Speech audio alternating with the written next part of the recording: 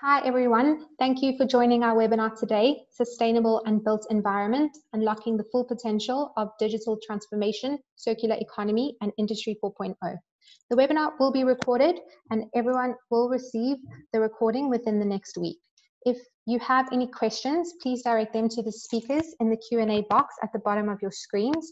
We will go through as many questions as we can after the panel discussion.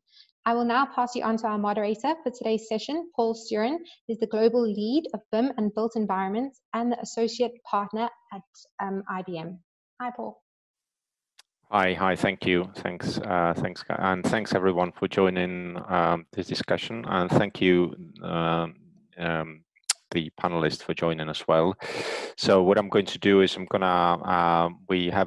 have a round of this kind of discussion, 3-4 rounds of questions. I would like to introduce the panel. So we have, and while I'm introducing as well, I would like to also to ask each panelist to think about and give me a short statement about what is their view about the state of digitalization in the built environment. So I would start with Marcia. So Marcia, please introduce yourself. Yeah, so hello everyone. So good afternoon, good morning, good evening, depends where you are. So I'm Dr. Marcia Bolpagni. So I work as a senior BIM advisor for MACE, that is a construction and consultancy company working globally. And I'm also working on standardization at European level. So I lead a group of experts at CEN TC 442 on the level of information need.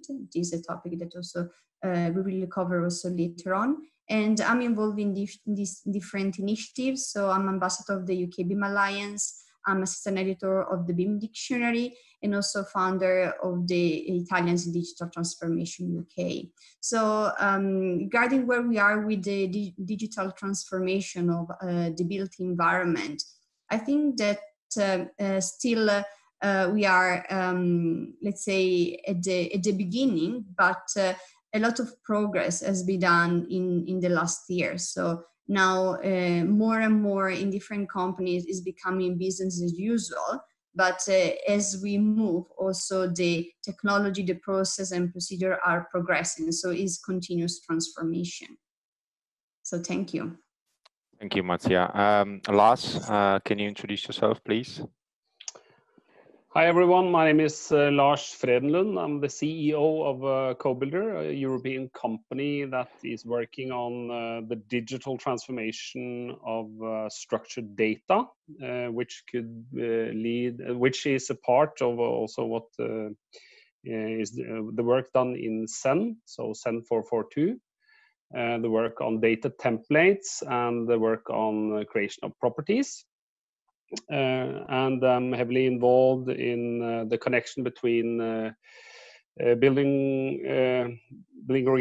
regulations, like in Europe we have CPR, and how this link between the buildings and materials manufacturers is important.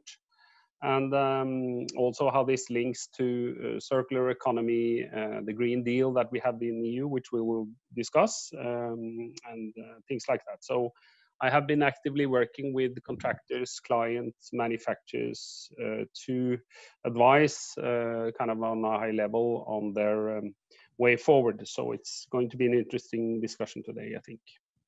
Thanks, Lars. Eugenio, can you introduce yourself, please? Yes, hello. My name is Eugenio Quintieri. I'm the Secretary General of the European Builders Confederation, and we represent construction SMEs in Europe. I don't know if maybe you will hear some background noise, but there are construction works in the building. I cannot complain too much because these are our members as well. So sorry in advance. Thank you very much for the invitation already. I think digitalization is a very important subject. You know, we often talk about the lack of digitalization in our sector, but I think that we are on the right way because there are a lot of transformation ongoing, and we as a sector we are very involved in the transformation of the sector. Of course, I think we also need to make differentiation between the different actors of the construction value chain, because certain actors naturally have more access to digitalization, especially, let's say, the categories that had access, for example, to higher education. I don't know, I think about the architects. And then there are other like parts of the value chain that I would say naturally are less digitalized. Like, for example, the contractors, and even more when they are very small enterprise, and of course, at the top, the micro companies. But thank you again for the invitation. Thanks, Eugenio. Next one, Christoph. Christoph, can you introduce yourself, please? Yes, good afternoon, everyone. Thank you very much for the invitation. My name is Christoph Sykes, and I head the European Association for Construction Product Manufacturers. As all European associations, we're a lobby organization. We represent manufacturers in Europe, and that's why we're working closely with Paul and Lars and Eugenio to change the legal framework around our work in construction. To answer your question, Paul, about the situation. We don't talk enough about the investments, huge investment in digital construction all over the world. Of course, prior to COVID, and we'll come back to that later on. It seems that construction now is the new El Dorado for the IT companies, which can be great news. Unfortunately, construction is a lot more complex than taxi services or hotels. And unfortunately, we still have too many misunderstanding of the legal obligations that all construction actors play, and so misunderstanding in terms of opportunities and also challenges. But that's why we're here today, to talk about them in this debate. Thanks, Christoph. Arjen, can you introduce yourself, please? Yes, thank you, Paul, and thank you for the invitation. My name is Arjen Zweyers. I'm a program manager in the European Commission in a unit dealing with digitalization of industry. We historically look a lot at the manufacturing sector, and we are more and more shifting our focus to also include the construction sector. So I guess also for us, the construction sector is a kind of El Dorado, if you like. Now, what is the state of digitalization? Actually, we are monitoring this in the European Union. We have an initiative called DAISY, Digital Economy and Society Index. So via that instrument, we monitor the state of digitalization in different sectors, in different countries, and in different types of enterprises. And if I look at the latest data from DAISY, we see that 11% of the construction sector companies in the EU is highly digitized. Now, whether you're highly digitized or medium or lowly digitized, there are some indicators below that, but 11%, that is the average for the construction sector. Just to put it in perspective, this is actually the lowest for all the construction sectors that we monitor. Just to give another comparison, a sector like computer programming, consultancy, information services, so basically Paul, your company, that sector has 70%. You will also see a lot of differences if you look at different member states or different countries in the European Union. In Finland, for instance, 28% of construction sector companies are highly digitized, while in Greece it's less than 1%. So big diversity across the board. Paul? Thank you, Arjen. So thanks everyone for the introduction. I think there are some interesting thoughts around the topic in terms of digitalization. We have some strategic market shifts related to obviously standardization, data standards. We have lots of things going on, like obviously the digital twinning, so lots of buzzwords. So I guess that takes me to the kind of the first round of the questions around what are these buzzwords? Marcia, I'd like to ask you, what is really a BIM, and what's the importance of the standardization? You mentioned CEN/TC 442 for main contractor like Mace. Yeah, so it's really important to have a common terminology and common definition. if we think about BIM and building information modeling, as you know, there are many definitions, and this is this can be a problem, in particularly as also a contractor working with the supply chain or working with the clients. So this is these topics and terms that they started with the meaning and then evolved. In particular, if you think about building information modeling, they started mainly as an association with technology, and now more and more is related as is a synonym of digital transformation. And it's so important also to take care about the processes and the policies. So the policies, for example, standardization. So the definition that is currently available of building information modeling is the use of shared digital representation of a built asset to facilitate the design, the construction, and the operation process to form a reliable base for decision. So what is really important is to use this information to be able to take more reliable decision. So to have this transparency and this availability of data then allow us to, for example, select the best product or, you know, work in a safe environment and so on. And I'm going to the second point of your question. So the role of standardization and why it is important. So as I mentioned, the standardization is a key point of building information modeling. Is important for all the people that are listening to us, and maybe they are at the beginning of their journey, and also for the expert. It is not just about technology. It's not that you buy a piece of software and then you are able to get the most of building information modeling in the digital transformation in general.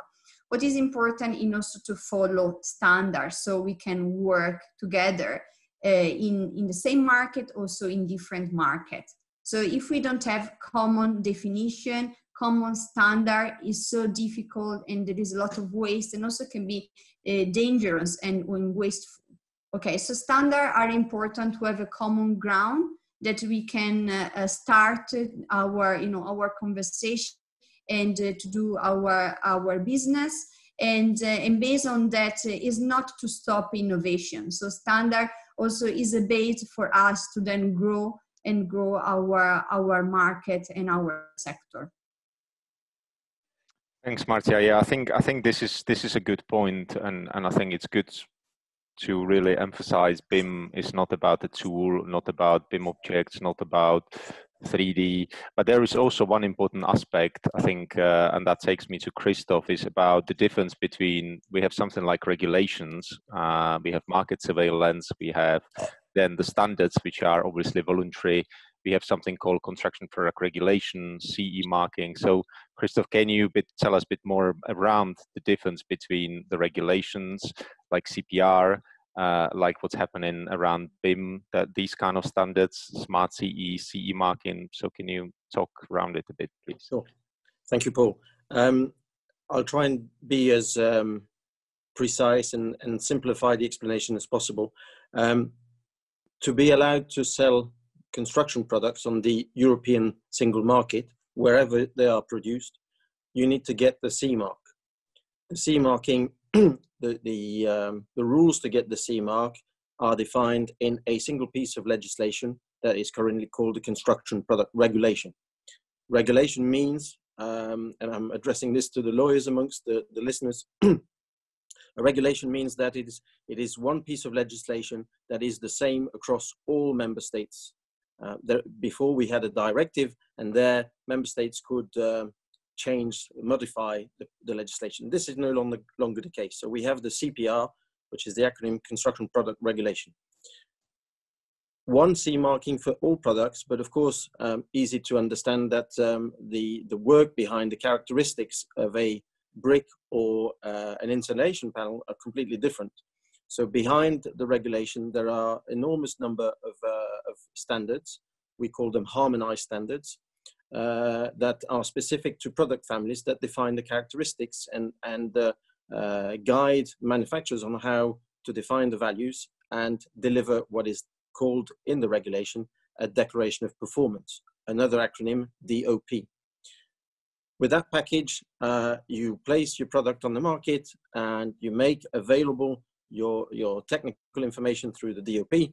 And indeed, Paul, the system foresees market surveillance to check that the data is correct, the product is safe and has fulfilled all the requirements, and that is the rule. The change from, I mentioned the directive before because when we changed in 2013, the legislator was clever enough to foresee the digital format of this information, and clever further not to specify in which language format it was to be delivered. So it just says, if you are a manufacturer, you are allowed to deliver your data in a digital format. At this point, we must recognize that most of this data is locked in a PDF. And the term locked in is very important because if we are looking at digital, it's about connecting things. And this is where my association with the support of other speakers online, a few years ago, we developed what we called the Smart C marking, meets the regulation, and basically is just coding the declaration of performance. So manufacturers allowed to deliver its data still on the website in a PDF and in a Smart C marking format, a digitalized format. So it's ready to use in any digital sort of consultation, development of projects.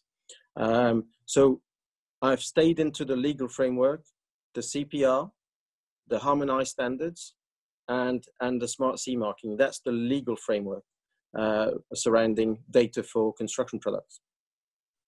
Need to mention, because there was another conference this morning and some confusion about EPDs, Environmental Product Declaration. This is a voluntary initiative by manufacturers to deliver more data on the environmental performance of their products to the market. No mandatory, no legal requirements. It is done, again, free of charge and to provide value data to the market. So this is outside of the legal framework. Have I answered your question, Paul? Yeah, thanks, Christoph. I think this is great, and it shows the both ends. It shows what Martia was talking about is the kind of, I call it the digital data standard, the digitalization, the common language, how we take the kind of the PDFs, the analog into digital. Then it takes me to Eugenio. There's also questions because obviously while we talking about CPR, CE marking, standards, what about the builders? You know, I always say there is a lot of these buzzwords like the BIM, digital twin, data pools, digital object. Can SMEs and builders genuinely really cope with that? Because I feel they must be struggling to understand what to follow, which standards, which regulations. Do we know, are they really taking the CE marking, the declaration of performance? Are they really handing it over to the operators? Can they cope? So Eugenio, what would you say? What does it mean for the builders? How are they coping? What they need really? What do they need? Do they need, I don't know, a tools? Do they need a more education? Is there upskilling need? Yeah, tell us a bit more from your perspective, what you're hearing from your members. Yeah, thank you very much. Thank you very much, Paul. The digitalization of the construction sector is a difficult subject. Already for the nature itself of the sector, that is very fragmented with a huge number of actors. Of course, then when you apply these considerations to the small and medium enterprise, it becomes even worse because, of course, you can consider that these are small enterprises with very little budget for digitalization in a sector that has low productivity. So it's not easy to invest more in terms of tools or upskilling and reskilling, especially when you are very small in the value chain. However, if we want to reach the digital transformation that is needed for the sector, we need also to think what the digitalization is all about. Sometimes I think we share this consideration with Christoph often, the fact that digitalization sometimes is seen as a myth, whether we should consider digitalization as an enabler to reach other objectives. Digitalization makes sense when it's an added value.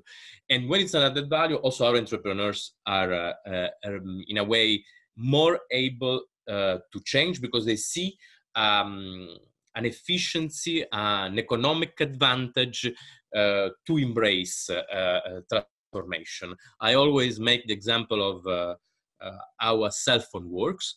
I think there are a few people that that really know how a telephone works, but every one of us uses it because it sees the added value of using it. How we can reach that? First of all, I think we need to establish a continuous dialogue between the construction industry and the digital industry, the IT industry. And I think today we have a good example with people really, with speakers from the construction sector and the IT industry. And we need to do it in all the possible instances. So as Marzia was describing, in the technical committees that deal with the standardization of the digital transformation of the sector, but also in other fields. For example, I can make you the example of DigiPlace, that it's the European project trying to establish a reference architecture framework for an European construction platform on digitalization. And we have tried really to put together all the actors of the value chain. So we have the architects, the engineers, the product manufacturers, plus the IT vendors and the ones developing the softwares, but not only, also the public authorities that then will be from the public demand and the public side, the one requesting projects that have the digital, let's say, that are more digital than before. So, for example, with BIM requirements, as is already happening in different countries today. But we also have to think about the smallest actors of the chain, so the SMEs. We need to show them that it's useful. They need to have easy to use tools. So, for example, being viewers, they don't need to process and see all the data, but they need simple tools that they can interact with. And of course, they need to be financially bearable in order for us to, let's say, use them, buy them, and use them. Thank you very much. Yeah, thanks, Eugenio. I think this is a big topic, and I think genuinely, I guess it must be it must really be, there's a big pressure now on the builders, on the SMEs, manufacturing SMEs, architects, engineers. I've been talking recently to some. The architects, sort of SMEs, are struggling as well, because you have lots of tools, and on an average, I think 2 years ago, Construction Products Europe did a study with CoBuilder around looking at the landscape, and there are like 285 different data pools, platforms just on European market dealing with data, digital, BIM. So it must be very difficult from the European perspective. That takes me to Arjen, really question, what is the European Commission doing to improve this landscape, the digitalization landscape in the construction, trying to put, I'm not saying rules, because rules might think, yeah, rules doesn't equal kind of innovation, but some boundaries really, so we can start commonly describing things and work in more transparent way. Yeah, thank you, Paul. Actually, there are a number of things. For instance, Christoph already mentioned some regulatory parts, so I will not go in more detail there. Marzia already commented on standardization. We support the European standardization organizations, meaning CEN, CENELEC, and ETSI. So we do a lot of standardization work via these three organizations. But I would like to say a few more words about the additional aspects that we also support. For instance, research and innovation. Already Eugenio mentioned DigiPlace. This is actually an example of a project, a research and innovation project that is supported by our unit. We are now looking also into what kind of research to support for the construction sector in the future. We are defining the program for the next 7 years after 2020. And the idea is that there is, I mean, that's one of the ideas on the table at the moment, is that there should be a public-private partnership on what is called people-centric sustainable built environment. It's called Built for People. Part of this partnership will look at digitalization of machines used in construction, use of new automated processes, and so on.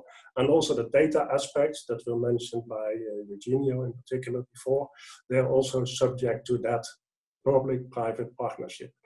Now that's just one. In addition, we're also looking more where I am from, under the digital part, we're looking at a new part that we want to set up in the coming research and innovation programs, which is called A New Way to Build.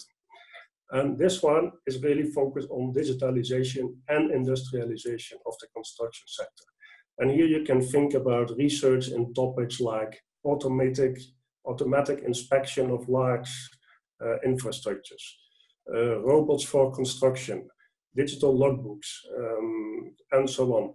So all this is research and innovation. And in addition to research and innovation, we will also have a new program that is more about deployment of digital technologies and the building up of digital capacities.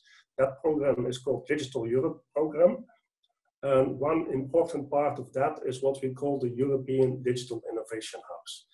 A digital innovation hub is like a competence center where SMEs can go to if they have questions and if they need support for certain digital technologies. So you can imagine that an SME heard about all the possibilities with 3D printing or with artificial intelligence, and it wants to know more. It then can go to a Digital Innovation Hub. It can then try to experiment with the new technology, so it gets a flavor of what it really means to use artificial intelligence or to use 3D printing. The Digital Innovation Hub can then also advise the SME on how to implement it in its company. It can give advice on financing and so on. So we are investing in a whole network of these European Digital Innovation Hubs, typically on a regional level, so close to where SMEs are. Some of them will be dedicated to manufacturing, some of them will be dedicated to construction, some of them will have a more technology-oriented focus, but together, as a network, they should be able to serve the needs of SMEs in that region. So that is the deployment and the capacity building program. And lastly, very shortly, we do a lot on skills. Actually, this is more a competence for the member states, so for the different European countries.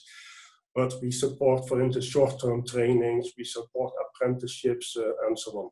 There's no need, there is no use of implementing digital technologies if you can't use it. So skills development needs to be accompanied together with this implementation of digital technologies. Paul? Thank you, Arjen. Yeah, and that's yeah, it's a great insight for what European Commission is doing, and I think it's great for the SMEs. I think I would encourage them to reach out, Eugenio, or to reach out really the associations to access this information, because sometimes it might be difficult for them to find out and access it. That and all of these tools and digital logbooks, they need some common foundation. So we need that common foundation in data, which leads me to question for Lars. Is about what about the data? What about the digital data? Who owns the data? I mean, we talked about the NTC 442, CPR, Declaration of Performance, digital logbooks.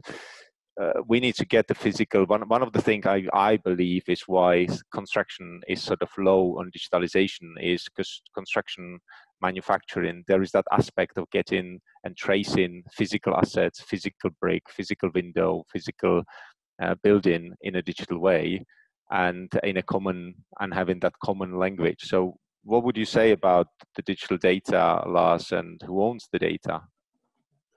First of all, I'd just like to comment on the work that has been done in standardization on the development. So first of all, to say, first on a European level, we have directives and we have regulations. So low volt directive, construction product regulation, REACH. There's a lot of different regulations, and under that, as Christoph explained, we have standards from Senelec that provides, let's say, the technical language. So when we speak about energy or whatever, sustainability or any things, that we have actually a framework, existing framework and a technical language that allows us to compare products, to specify requirements for buildings, infrastructure, and so on. So the first thing that we have been involved in is actually developing standards that provides the guidance on how to have a common language for different software platforms. So that means that for the industry as a whole, the way that we are describing fire, sound, carbon footprint and things like that needs a framework of digitizing this language and translating that from English to Spanish to German to whatever, still with a focus on machine readability.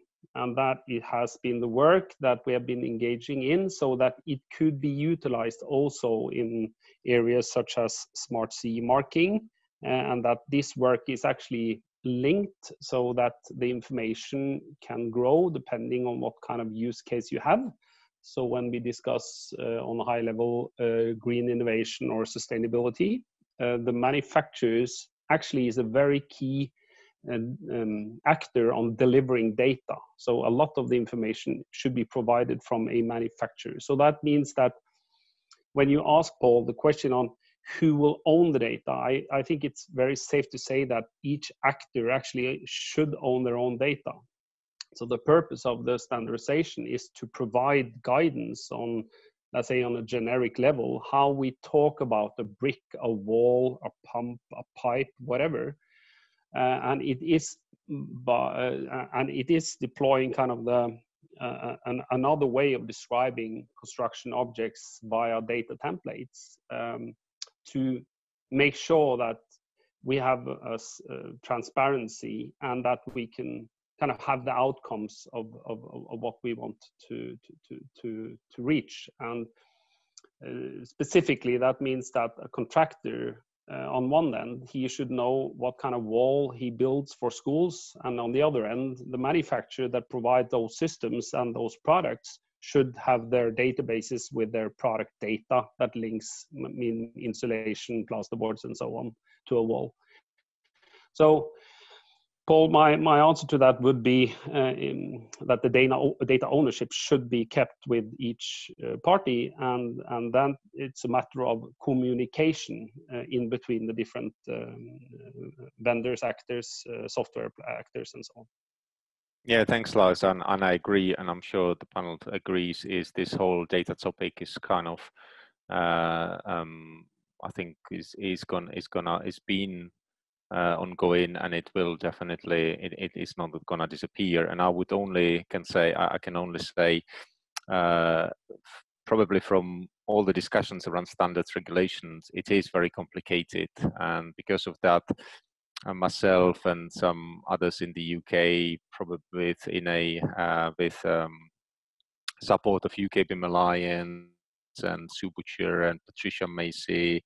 We also taken Christoph into consider, Lars and others. We're trying to really look at and coming up, can there be some kind of like a plain language guide or plain language? I can take it, I understand it, because I feel it's very difficult. There's lots of talk about digital transformation for businesses internally, the construction. So where do I start? If I'm an SME, I only have almost one shot really to start. If I spend it incorrectly, it can have consequences. The construction margins are what, -2 to +3.5 on an average. So you make one mistake, that's end of digitalization, and then there is a problem. So I think the education, plain language, understanding which standards to follow where, that's where we can use the technology. And I guess with the recent events around COVID, what's been happening, it's probably not been very easy. There's lots of, obviously we can see the downturn, there has been redundancies made. So I'd like to ask Christoph, I'd like to go on to that theme about how did the COVID crisis affect the manufacturing and your member sector? What you hearing? What are they doing? Is it a panic?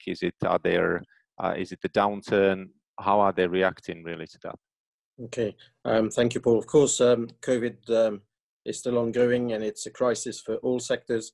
It came as a complete surprise to most, and when it first hit, and please remember that we represent all manufacturers, all products, so we and the whole of the EU, so we can't be specific about window manufacturers or and I since my colleague from the Commission is here, I just want to underline the work that the Commission has done on this to help us. And actually the Commission statistics analysis at the time said that the first quarter that we've just exited now, we were down 50% in terms of production, 50%, 50.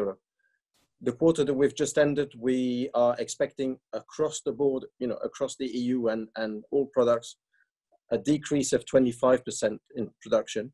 And the next quarter, we would be down 12.5. Those are the hard statistics that we have at this point. The concern is that actually some manufacturers actually stopped producing altogether. Some for technical reasons never stopped. And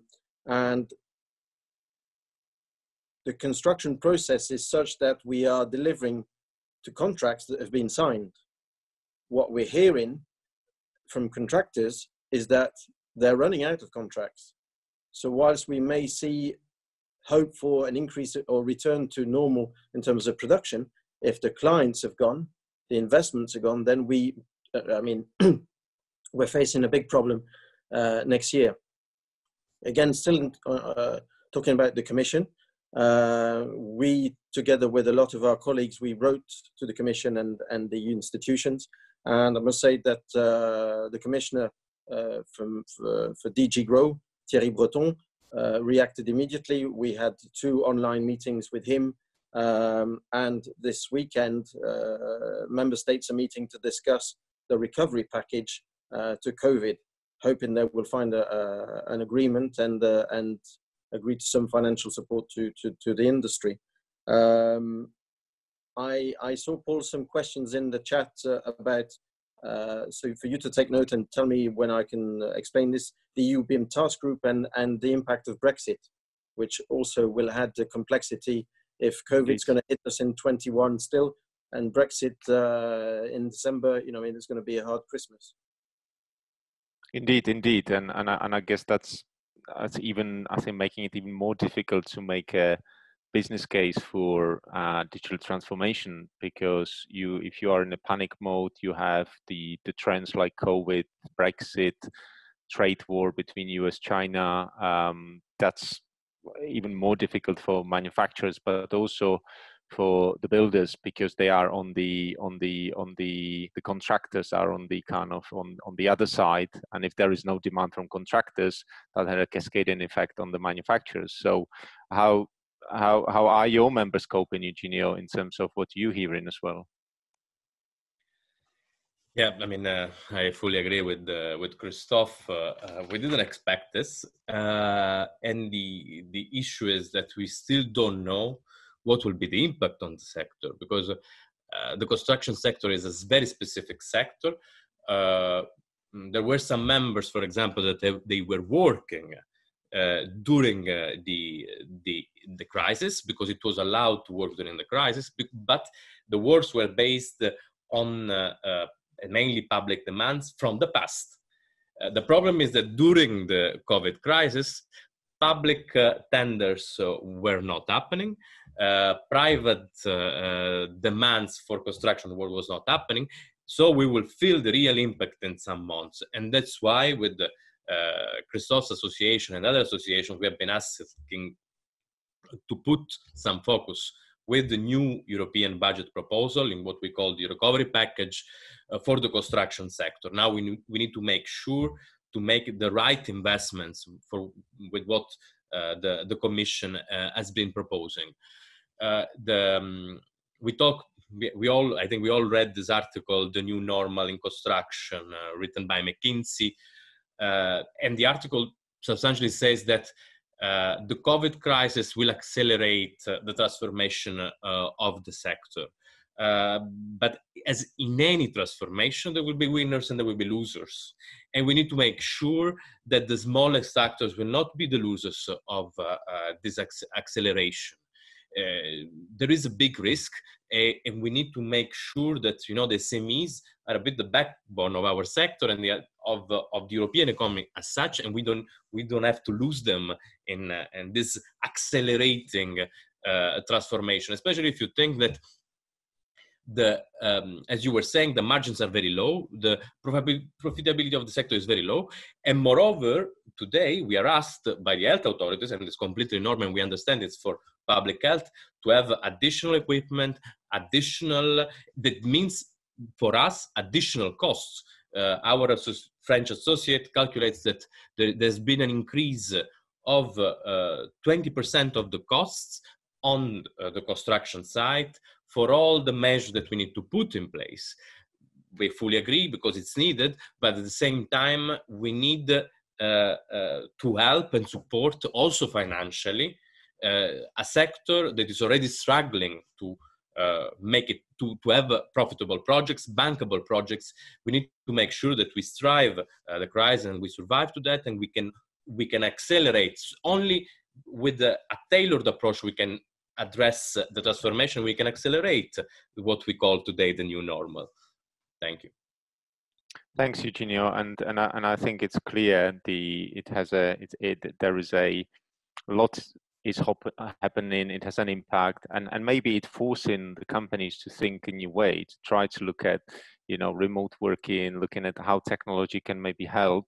And I always say it's maybe even forcing the kind of anti-digital to think about how we can use it, the technology, to help us to streamline processes, to maybe adopt technology, and maybe to start looking at what is the offsite modular design for manufacturing and assembly.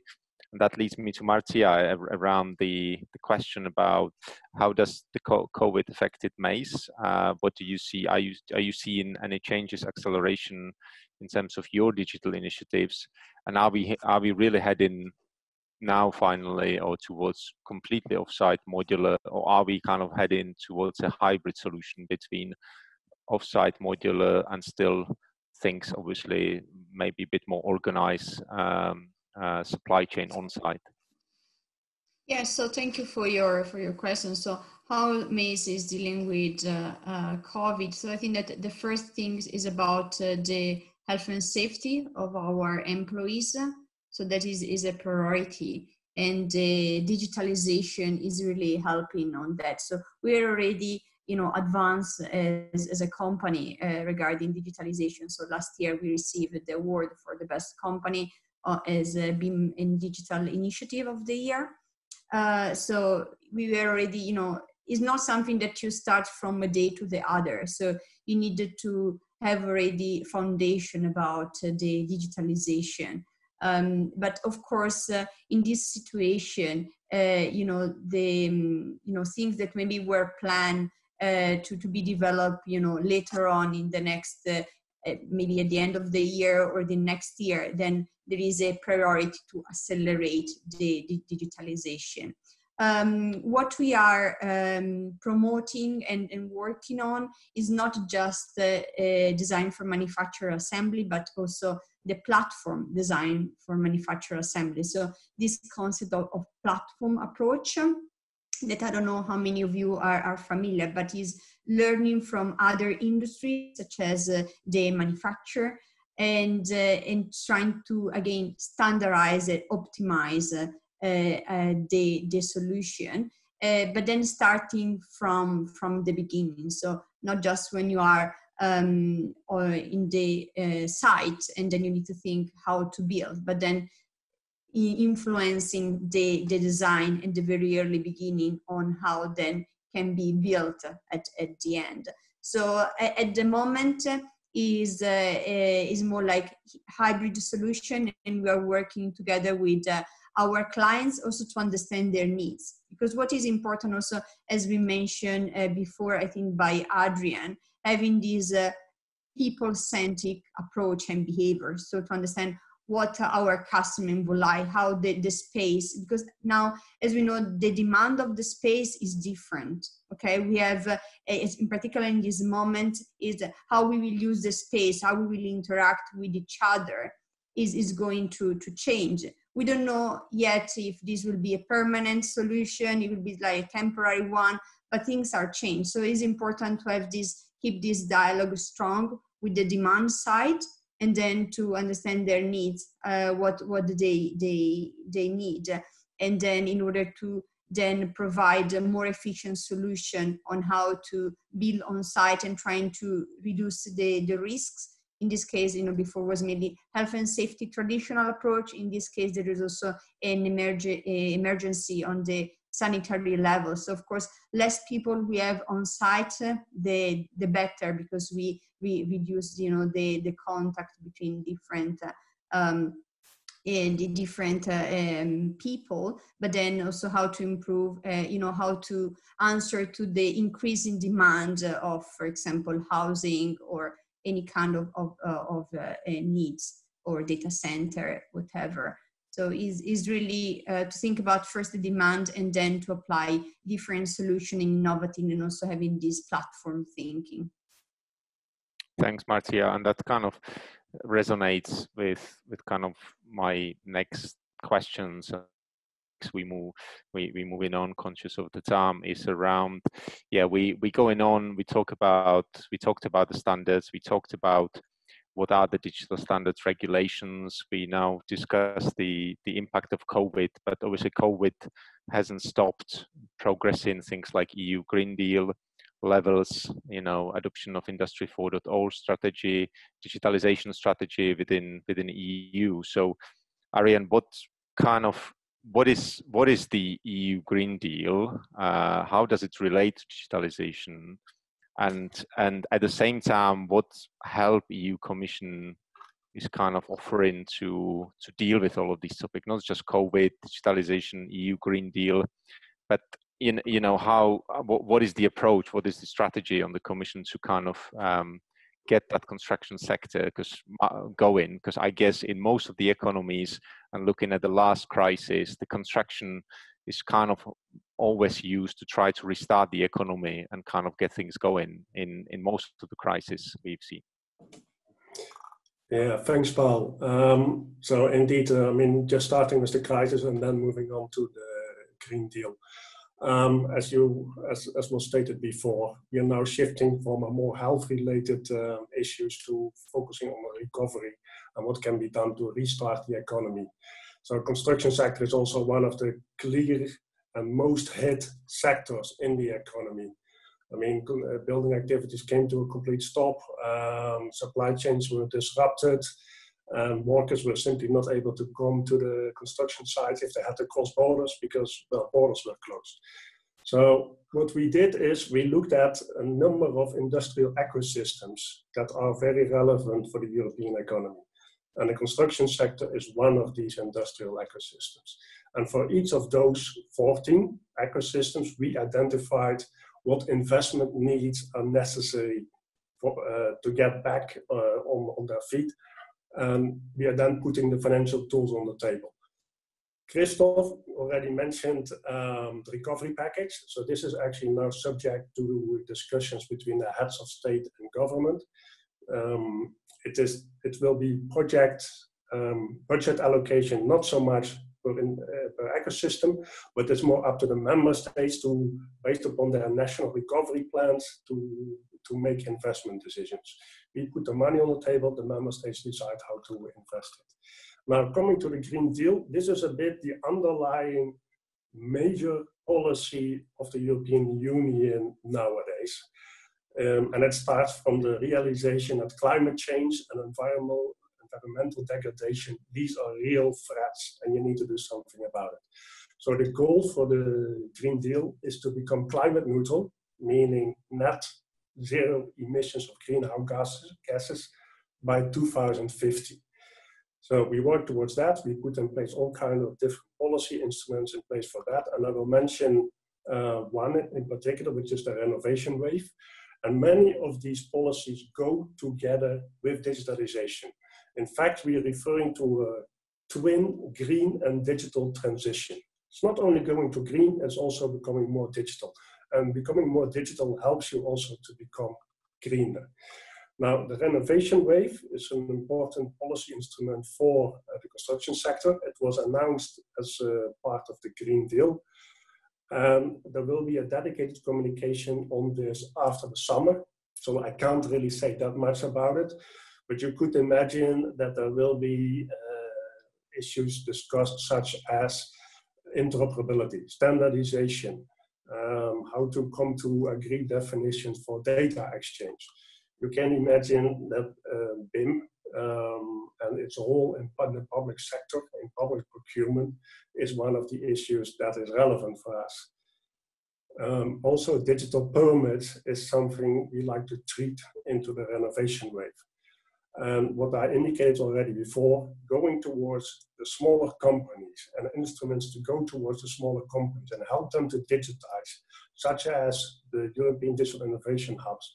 Also, these will be dealt with in the renovation wave. So I hope that answers your question, Paul. Yeah, thanks, Arjen, and great summary.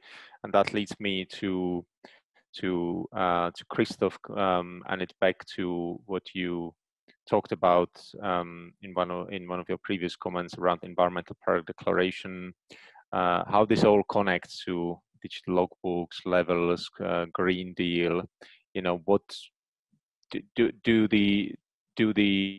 your members know what is expected from them in order to actually be able to provide the information, supply the information to all of these initiatives, and not to be seen as a burden to their business?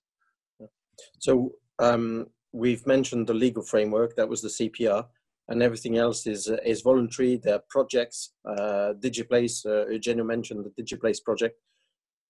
So for a number of years, besides the mandatory requirements, manufacturers have delivered environmental data. The acronym is EPDs, Environmental Product Declarations, free of charge to the market. And of course, this is also based on a standard, because it's always good to refer, and the word standard is understood differently by different people.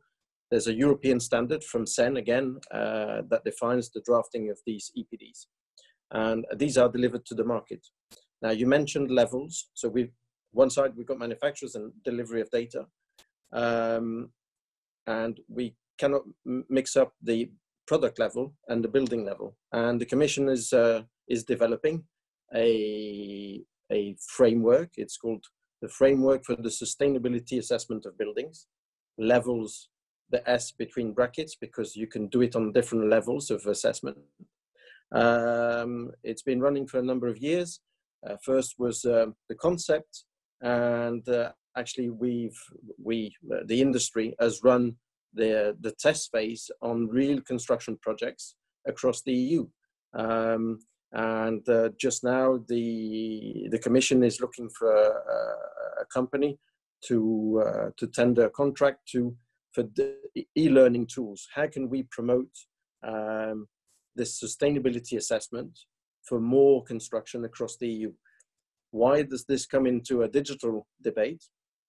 Well, when one of the first conclusions of the test phase on real construction sites was the huge amount of data being delivered by the assessment, and the complexity of managing this data without a digital tool. And it went so far as saying, well, maybe we shouldn't just look at digital management, but also at artificial intelligence. How do we find that pearl, the diamond, in the, amongst all the data set that are being developed through these sustainable assessment schemes? So we see the sustainability work on reconstruction building sites, the need to manage the data, and even go beyond, I dare say, BIM, because most people would refer to BIM, but just data management tools. And let's think, you mentioned digital logbooks. Again, this is another project. So Levels is run by DG Environment, part of the Commission. Another part of the Commission, DG Grow, is running a project on digital logbooks for buildings. Again, through its lifetime. Building is a source of a lot of data. How do we store it? How do we collect it? Which standards, which tools? And that project again is ongoing, and it's been run by the Building Performance Institute, European Building Performance Institute, BPIE, on behalf of the Commission. Thanks, Christoph. Yeah, very good insight. And we have last 5 minutes. So Lars, Marcia, Eugenio. So Marcia, first, how does this circularity comes into a place? You know, we've talked about standards, regulations. We've talked about the issues around COVID, new methods of construction, new way of introducing kind of working, constructing, looking at platforms.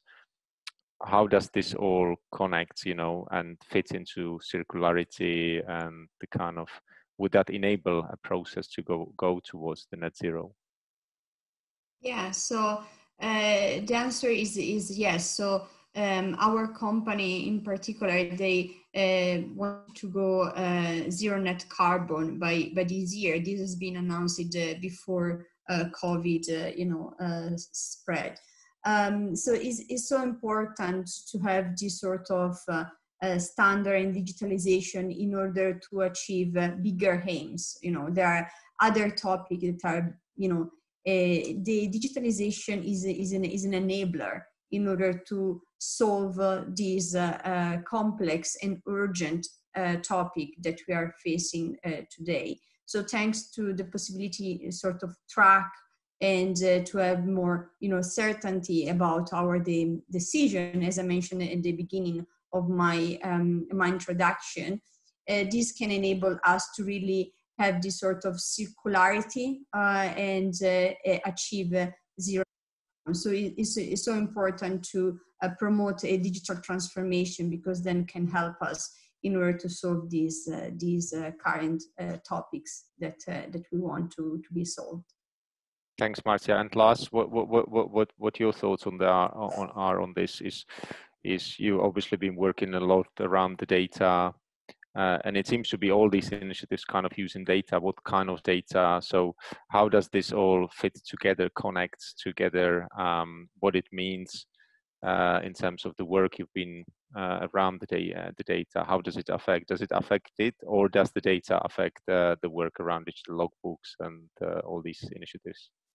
I think that all of these initiatives like the EU Green Deal, circularity, digital logbook, levels, BIM, all these discussions, reduction of carbon, EPD, all those topics is related, as I see it, because at the end of the day, we need to get down to earth what we are discussing, what are we talking about. So to be able to talk about zero carbon, we have to express that in a way, and that is where I think the data part is so important.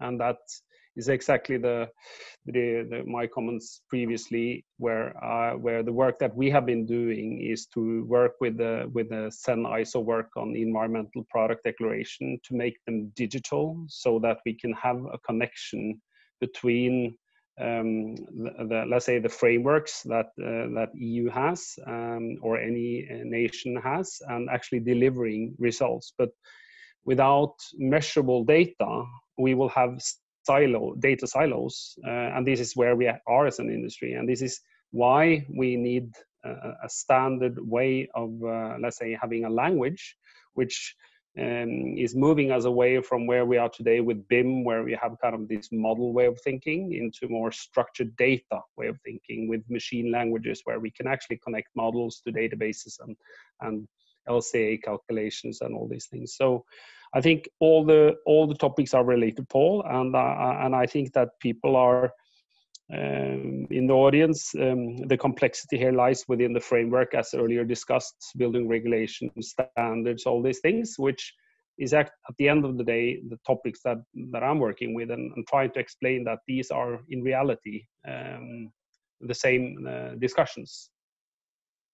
Yeah, I agree, Lars. And last but not least, Eugenio, what about the European Builders Confederation? Just very quickly, because we're running out of the time, and their journey to kind of towards the net zero? Are they really looking at, well, yeah, we need to do a journey towards net zero, or are they really it's all about, well, it's explaining them in plain language what you need to do it better, do it only once, use the data the right way.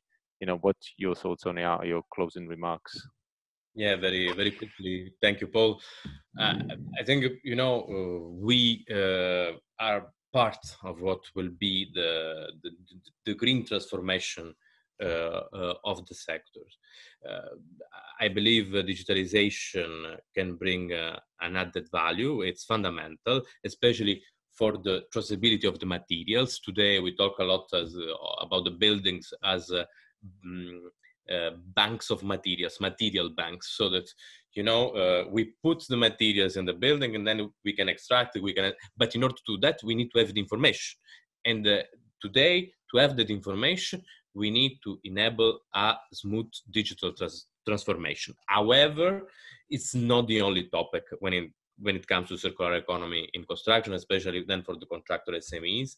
The first point is, for sure, we need to have enough waste facilities close to the place in which we are working in order to sort the materials, because if it takes you 70 kilometers, 80 kilometers to transport your material, are you really contributing to a better environmental protection, where anyway you are having a long transport to sort out, let's say, the demolition waste and all the materials?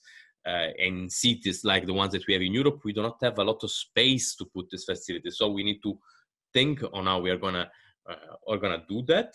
There is also an issue linked to the green public procurement. So public tendering that has green elements, we need to educate, first of all, the public administration on how to do that in order not to artificially foreclose the market only to certain players, and so hampering competition and maybe excluding the SMEs. And of course, we also need we need to have green procurement, we need to have green projects, but we also need to have the trust in the materials that we are using. So standardization will play a role when it comes to recycled materials, and moreover, the skills to deal with the green transformation. And so we also need to invest and find the right funding for upskilling and reskilling of workers in terms of green competences. Thank you. Thanks, Eugenio, and thanks for the great debate. And I know we're running over the time, but I'd like to give each panelist really some kind of 5-10 seconds closing remarks. And thank you, attendees. Really appreciate it. Thank you, the Big Five. So quick closing remark, Marcia, just quickly, any final words? Yes, I was trying also to answer to the many questions that we receive in time. So there is always 5 minutes to answer to all of you. So my final remark is what I usually say is that digitalization is for all of us. It is not just for experts. So remember that everyone that is listening today, even if you are at the beginning of the journey, you need to feel that it is about you. So, and for the expert, instead, I ask, as also has been mentioned, to use plain language, because not to add too much complexity. So we need, if you want to, improve and digitalize our industry, we need to, it needs to be, an effort that is a collaborative and taking into account everyone. So it's really feel part of this digital transformation. Thanks, Marcia. Christoph, final remarks? Yes, digital transformation is not limited to the boundaries of the EU. The investment are coming from all over the world. We need more of these events. Of course, we've got our EU specificities, but I'm sure that by exchanging, we'll all move forward a lot faster and a lot better. Thank you again for the organization. Thanks, Christoph. Arjen, final remarks? Yeah, fully agree with what was said before. Just would like to highlight that digitalization of the construction sector will get more attention from the European Commission than it got in the past, I think. Nevertheless, we are not heading to an El Dorado. So we need to be careful of the pitfalls. We need also the involvement and the support from the stakeholders. also for the European Commission to receive directions on where to invest, what regulations we need, and so on. So it will be a joint exercise. Thank you. Thanks, Arjen. Eugenio, final remarks? Yeah, my final remarks will refer to our joint European Digital Manifesto for Construction, so that we can name it after Christophe, and I know you are happy as well of our joint work. Two elements: the cooperation of the construction value chain within the value chain, but also with the other important sectors like the IT sector in this case. And second of all, a top-down approach from the European institutions, but not only, also the national level, the local level, to have the right political and financial framework to boost the digital transformation of the sector. Thank you. Thanks, Eugenio. And last but not least, Lars, final remarks from you? Unmute, Lars, unmute.